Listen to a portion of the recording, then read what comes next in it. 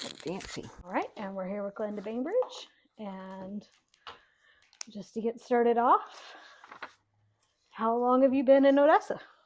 I have been in the county, Bay City, Odessa region for 53 years.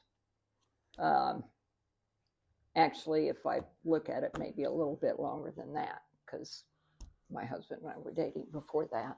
So, but yeah, been here for 53 years. And before that, originally from? Was raised in Butler, Missouri. And as soon as I graduated from high school at the age of 17, got into Warrensburg on the GI Bill, and went to school there for a couple of years, and then ended up getting married. And we went to Germany because he got drafted. Well, actually, he joined, and lived in Germany for a couple of years, and then came back. So that's Jack. Yes. And you all have how many grown children? I have two sons. One lives in Bay City, and the other one in the Waldo region in Kansas City. And they each have two children. Patrick works for the VA, suicide prevention. And then Matthew works for Massman Construction, safety officer, and he's also starting to work on suicide prevention programs. All right. And you started in on your education background. Yes. I have a degree in social work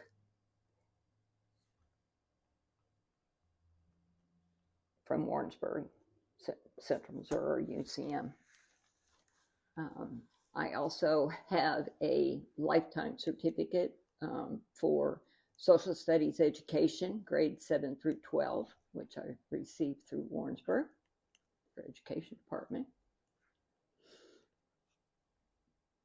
And I have a master's in criminal justice with an emphasis on juvenile justice.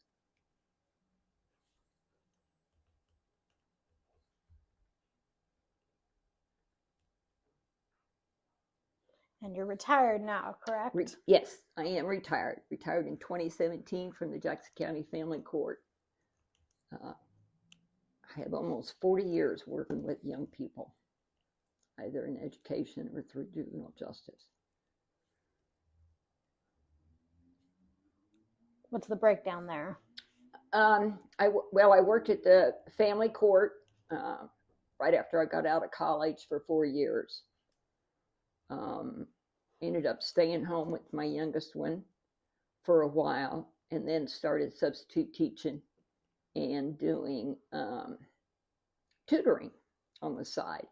So related to Miss Mary McQuarrie, she's my husband's great aunt, and I used to go over to her house all the time, and she talked me into, why don't you go back to school and get into education? So I did. And ended up teaching at Odessa for 5 years, social studies, student council sponsor. Took 16 teenagers to Washington, D.C. through a tour program that we had then, which was a lot of fun. And then after leaving Odessa, I worked for 6 years for the 15th Circuit as a probation officer. That's where I learned to write grants, and got a grant for electronic monitoring and intensive supervision. Then I went back to the family court, and there I worked as a assistant director of a 76-bed juvenile facility, all boys.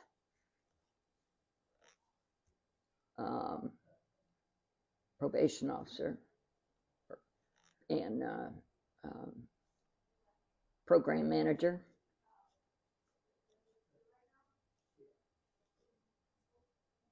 I've written several grants arts education, for one. Um, while I was at McCune, we were able to bring in-house services for dental care, expanded the educational program from Fort Osage,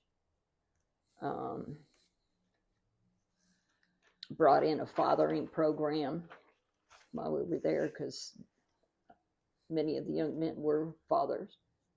And then when I transferred downtown to a regular probation, I actually had a day program that I was supervising. I supervised intensive supervision, home detention, and arts programming. So I had all of those programs under me and worked with those as a manager, and then as I retired. All right. I started writing curriculum for different programs. I was a significant trainer for the court. Okay. And organizations that you're a part of? I quite honestly, after I retired, I kind of wanted to take a break from things, but I am part of the Democrat Party. I'm the treasurer. For the state? For the state. It's a big job. And for the county. But I do want to preface that for a school board member, that's nonpartisan. I am a strong believer of whoever is working for the school board or on the school board has to be the focus of the kids and the teachers and fiscal responsibility. And to me, that's not a partisan issue. That's a community issue. All right. And so any other clubs, church, anything organization-wise? No. All right. I have been an Optimist member in the past. Actually, I was, I believe, the first woman that got into the Optimist Club years and years and years ago. I've been thinking about getting back into that because Julie Pugh's part of it now. So, it's really expanded and there's a lot of people, but right now that's the only organizations. All right. And then any experience on any boards? Yeah, I was on the welfare board for Bates City. You say the welfare board? Yeah, that's what they call it. It was the welfare board. I mean, the responsibility that I had was when people needed services. And at that time, there was a couple that were challenged mentally. And they lived there on their own. And because we didn't have a workshop back then. And so that's, I remember very well, constantly trying to help them with groceries. And like I would go there and they wouldn't have any food. Well, they had canned food, but they didn't have this, they didn't know how to open the cans, quite honestly. And so there was a lot of that work during that time. Okay. That was early on. Yeah. You have any guess on a decade there or how many years you did it? Let's see. We moved to Odessa in 83. So we got married. Yeah, maybe 8 years, something like that. Okay. Other boards? No. Okay. All right. And so why are you running for school board? Education has always been very, very important to me. And there are currently a lot of attacks on public education. Public education has been what has advanced not only our town and our community, but advanced democracy in the United States. And I'm very familiar with a lot of the bills that are being presented down in Jefferson City, and it really worries me. I decided to run because I felt like that my demographic needs to have a voice. I mean, I represent, or a board member represents, the community.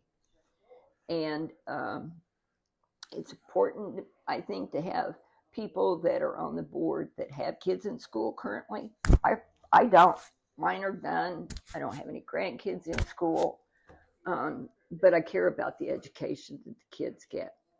I want the kids these days to have the quality education that my sons got, that my husband got, that many of the Bainbridge cousins and families have received from Odessa. And I felt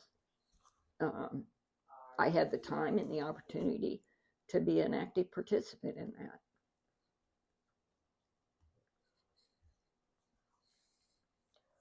All right. And so what about you? Do you think will make you a good school board member? Well, I'm not shy. I'm willing to speak up if I have concerns about anything. I think my overall skill set through the career that I've had, whether it's in regards to budgeting, whether it's focused on child development and adolescent development, I'm very knowledgeable on those things. I am knowledgeable on curriculum development. Granted, I'm not totally hands-on with what we do in school these days, but I understand how those programs are developed and how they change and how those changes impact kids. I'm also, fiscally been through times through my career when, as a manager, doing budgeting and things like that, things happen and you have to make cutbacks. Where are we making those cutbacks? Or where are we making changes and yet not harming the quality of the education of our kids? So those are things I think my skill set would be a definite advantage. All right. And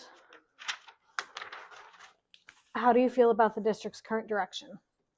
Well, I think financially we're right now in pretty good shape, but we're going to be having challenges if things happen the way they're talking about as far as taxes and everything. We've got good infrastructure, except that we do need a new elementary. The school has really expanded that. It's very attractive. The kids, athletically, they've got all these activities that they can participate in.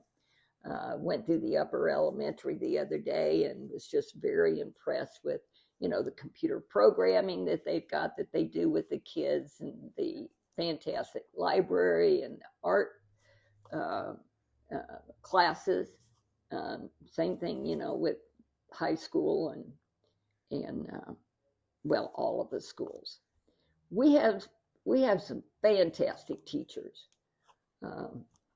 Some of these teachers I know personally. Some of them I've heard about, and I think, from what I understand, our retention rate is pretty good. Although sometimes our younger people who come in see the higher salaries far away. I do understand that we have the highest salary in the MRBC, with the exception of Harrisonville. So that's a good thing. Of course, we've raised the base salary.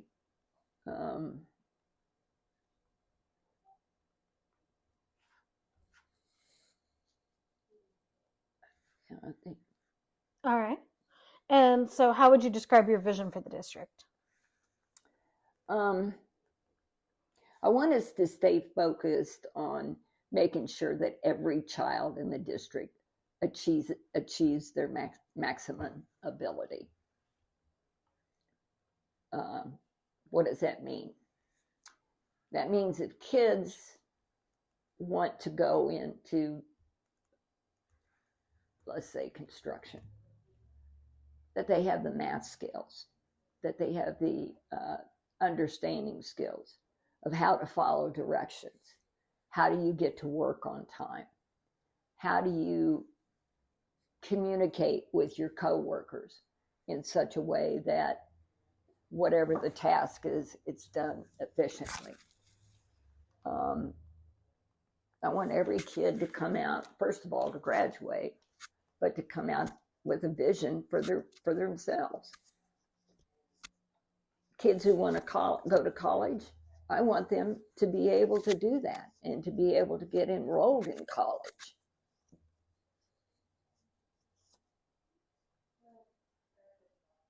I want each child to develop critical thinking skills, not to be taught, I think Margaret Mead said this, not to be taught what to think, but how to think.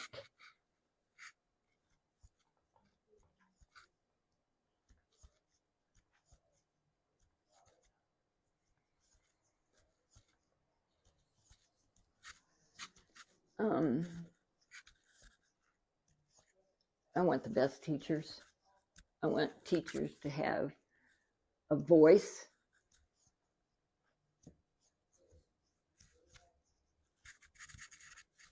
Have the opportunity to participate in major decisions, to be able to say, okay, this is something that's going to be good, or, we're concerned about this.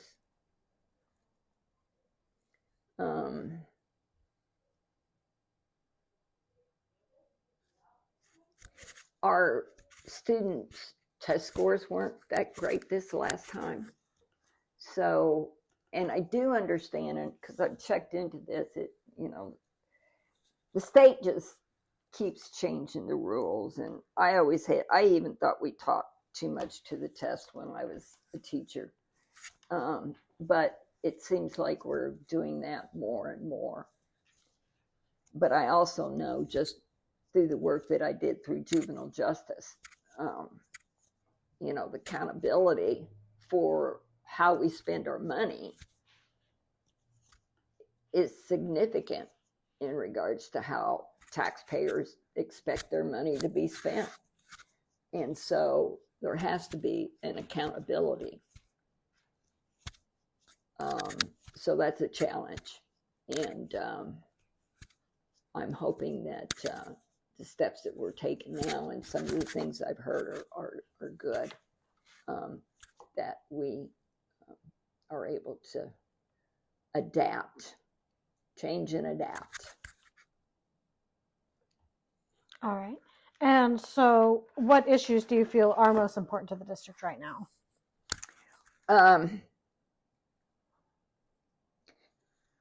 Number one, of course, what we do with the elementary school. I have always supported every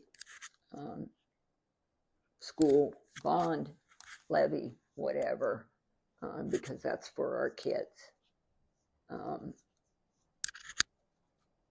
The other thing is to be making plans on how we're going to, contingency plans on how we're going to adapt if taxes, the way we do our taxes in this state, because that's going to really impact our education. And just sitting back and thinking that it may not happen and not to worry about, it's not a good thing. You've got to plan for those things.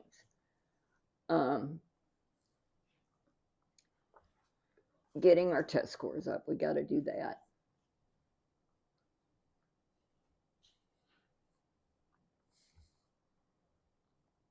So, is there something specifically you want to see about the test scores?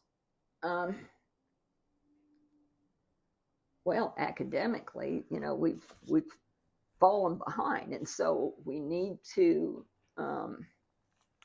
work with the kids on doing that. Now, I know that in attending a board meeting, they have a plan to where, they're going to bring the kids along, evaluate how they're doing, and those kids that are being challenged, they're going to focus on them more, which I think is a good thing.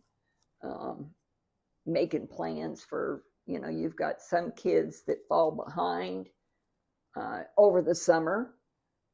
And so teachers are actually having to reteach, evaluating. I think, to me, that sounds like a good approach for them to use.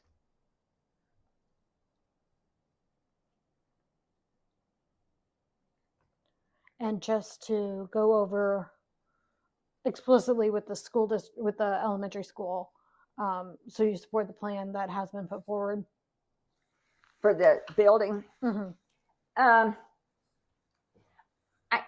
We need a new elementary, and I understand the financial costs. Having 2 stories, might be a little challenging for the littles. But I also understand that they're looking at, costs of the building. But you plan to vote on I do both? plan to vote, yes, for both. Okay. Yes. All right. That school's been there so long. I heard somebody here the other day say something about when it rains, and I had to laugh because I remember it leaking when my boys were in school many years ago. So that's been, an issue. And I know that they've made repairs and made repairs and made repairs, but that's hard to do when you've got an old building. All right. Any other issues that you want to go over? I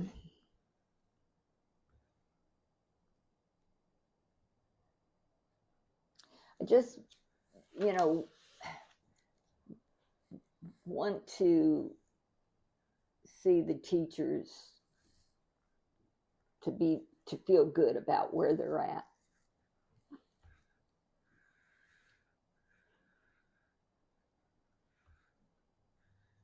All right. So I've got some that I'm going over with everybody. The first 2 were the elementary school and the test scores. So the next one is the district doing enough to combat the teacher shortage?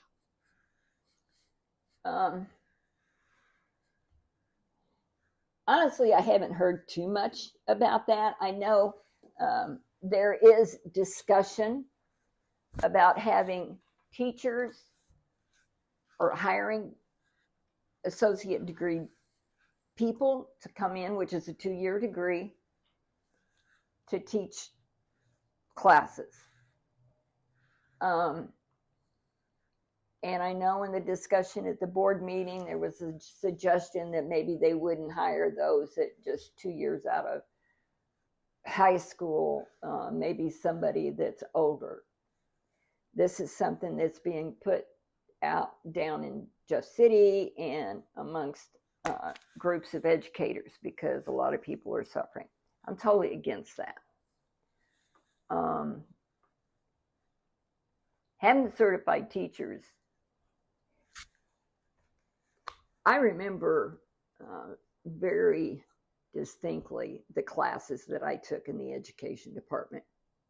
And I can tell you those classes alone probably have benefited me throughout my career more than social welfare or psychology, but sociology and a lot of those classes, because those education classes taught me how people learn, how we can recognize challenges or when people are having difficulty, and it's adults and kids, how to deal with discipline, how to encourage cooperation within students, and even with adults, and just recognizing that people learn in different ways, and how do you adapt to that? And I have used those skills throughout my career. Those are the kinds of teachers we need. that can handle those things. And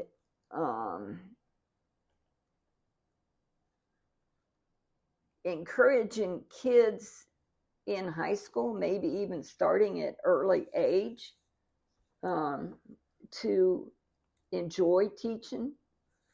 I know that they've had students go over to the elementary and do from the high school and do reading programs and things like that. Of course, job search. But I'm not in favor of that program that they're talking about. Okay. We got to have certified teachers. All right. And so then I have a speed run through some of these state issues, like you mentioned, that have potential big impacts for the district, have been discussed at board meetings for going on 4 months now. So first one, open enrollment. Opposed. I don't want my tax dollars taken out of this county, out of our school district. I've been paying into them for 50 some odd years. I want our kids in this community educated in our community. And I know we've had a lot of kids that have been very successful coming out of our school district. All right. Vouchers? Absolutely opposed. Again, I don't want my tax dollars going out of this county.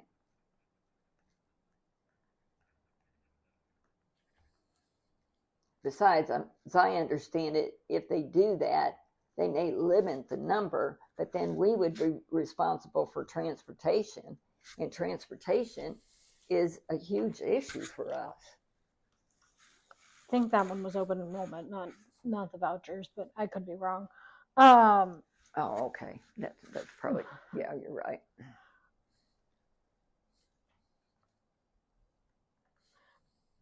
Foundation formula overhaul. That foundation formula needs to actually reflect what we need. I read an article today where lobbyists are trying to get the legislatures to actually calculate that formula based on the needs. Now, the one issue that they brought up, which I'm a little concerned about, because I live in a rural area, is the fact that they set that foundation formula that if you have a certain percentage that are at the poverty level, that school district would get more money. Now, if I lived in Jackson County or I lived in an urban area where we had a very high percentage of our students at the poverty area, I'd say, yeah, that sounds good. But that's not good for rural schools. That would hurt us. So that's one thing they're tossing around, and I'm not. Yeah, I don't want to do that. Don't want to do that. That came out today. I mean, we have, and I haven't looked at these numbers. I haven't heard that they've changed. We have two buildings in the district that count as, yeah. But this one, where is that article? Came in Missouri Independent. I mean, they qualify with enough students qualifying as poverty through free and reduced lunch. Well, yeah, I mean, we have, yeah, of course we do. I'd have to find that. I got so much mail. But anyway, that's one of the things that they're tossing around that has been brought up in order to provide more education at the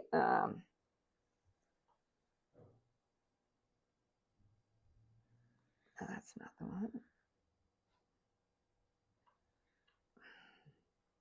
Anyway, it's my understanding that both Macquarie and OUE are Title I. Yeah, I think it was I'd have to find it. I'll find it and send it to you. because that was another thing that I know that Terry Thompson has really fought hard for our school district, MRTA, NEA, those organizations. Oh, I am a member of the NEA. I joined that, by the way. Forgot. And they have endorsed me. So, okay. And the last one is the elimination of the state income tax. Oh, listen, nobody likes to pay taxes, but I want our schools, I want the fire department, I want ambulance service, I want roads. I live on a gravel road. I want all those things. And if they do that and they raise like sales tax on services and all these other items, that's going to impact the lower income senior citizens more than it will the upper brackets. And with the taxes that we already pay in this county, we would be looking at double-digit situation. And I really think that the small schools in our state would end up having to either consolidate or just close.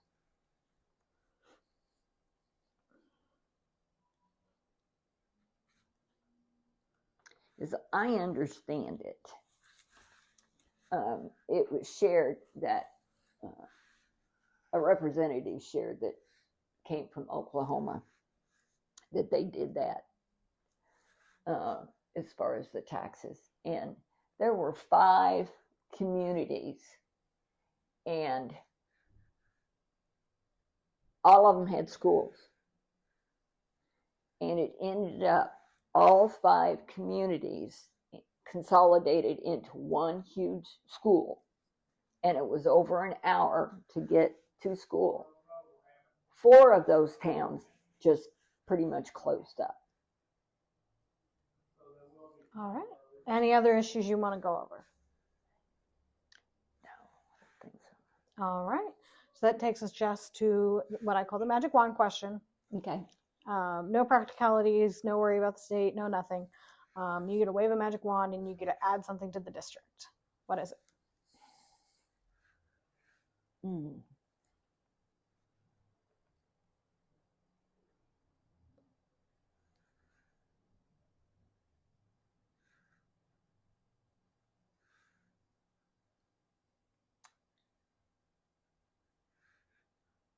You know what? I would like to see the district work a little closer with the trades. I know there's the ag classes, they've got some really good ag classes. But one of the things, my husband is union, and the union jobs, and we have a lot of people in this community that do have union jobs or construction jobs. And one of the biggest things that I hear is that our kids are not coming out with the skills that those construction jobs require. And so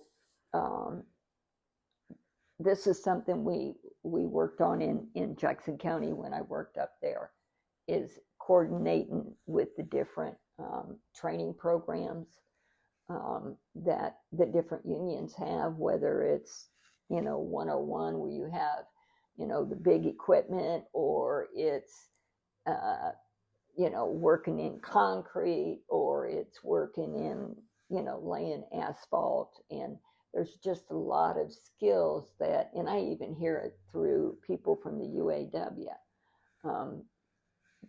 that they would love to be able to have kids come from high school and go to those training programs. So this would be different than what's available through Lex Luray and the other trade schools the district works with? Yeah, I think so. or vocational programs For- the district works with? Yeah. Okay.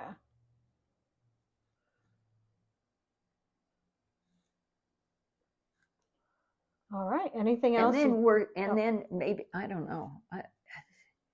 We don't have a lot of jobs in this community, but it sure would be great if maybe more of the businesses allowed kids to come into work too. To try to keep our kids here.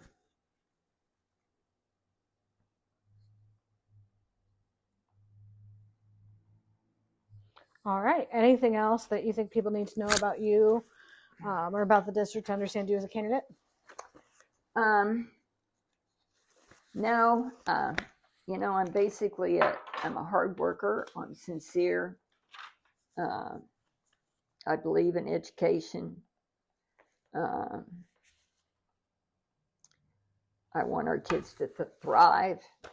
We've got four little guys, boys, walk by our house, and I'm out in my yard tending my roses, and these guys will come by and they always wave. And I said, well, what'd you learn today? Nothing. I said, that doesn't work. You have to tell me something new you learned. Now, it took about 2 weeks, but they finally started telling me something new that they learned. And to me, that's the greatest thing in the world. All right. Thank you very much.